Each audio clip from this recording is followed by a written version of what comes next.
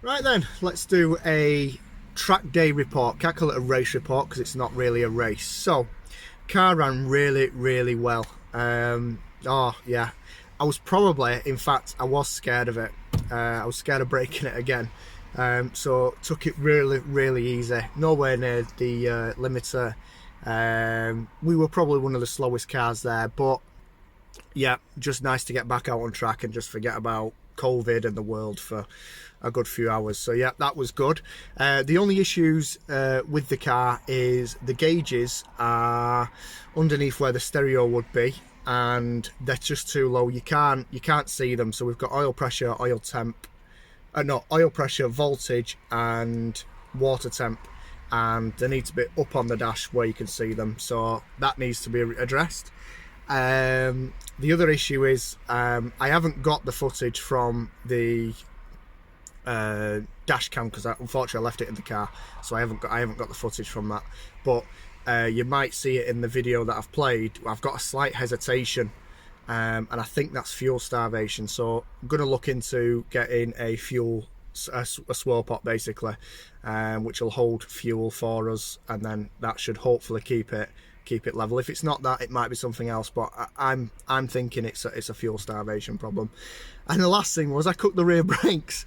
So I've never ever leaned on the brakes on the car really. It runs Mondeo ST front brakes and Fiesta ST 150 rear brakes. A rear disc conversion would usually be drums on my car, and I absolutely cooked them. The reason for that, we think, is I leaned hard on the brakes, and the return spring for the handbrake, because it's built into the caliper, was just too weak, and it's slightly held the brakes on. They've got really hot and it's cooked them. So I was getting no speed down the back straight on my third or fourth lap, and the steering wheels vibrating like mad. So that's when I pulled into the pits, and there was just smoke pouring from the rear wheels. So yeah, took the wheels off, they won't move. We just left it alone for half an hour, they freed off, and then I've got a bias valve that I've never had to use because I've never really leaned on the brakes, and we put it all the way to the front and didn't have that issue again. But I've recently just bought M-Tech grooved disc, not drilled and grooved, because spoke to their technicians there, and they were saying sometimes on just track cars,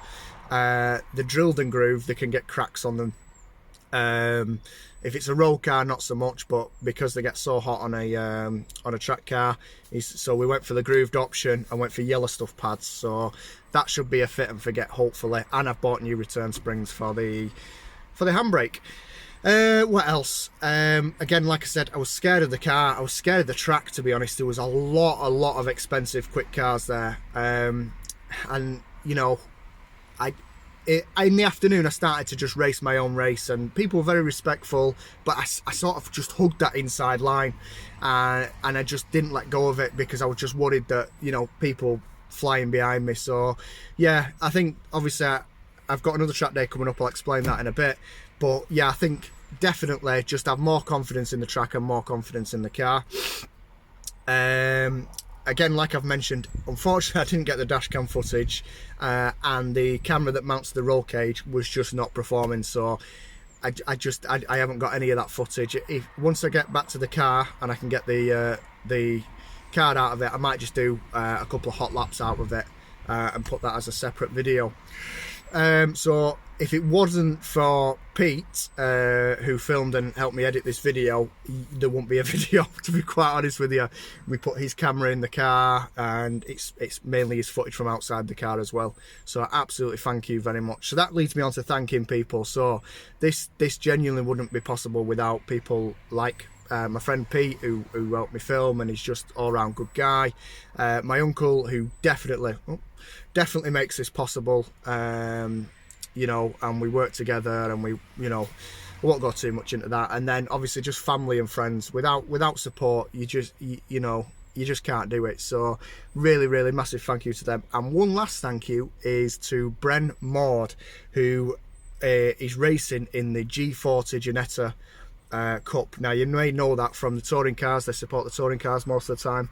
He actually took me out in that Ginetta and scared the life out of me. That guy has got balls bigger than anybody I've ever been out in. That was quick, unbelievable. So Brent, if you are watching this, thank you. That really if I had the money, I'd be entering that championship, because what a car, what a guy. And he said they're all like that. So yeah, thank you so much. So like I say, thank you very much for watching. The track car videos are very difficult to edit and to put together to be a bit entertaining, so me and Pete have tried our best to try and do that for you. So yeah, thanks for watching, guys.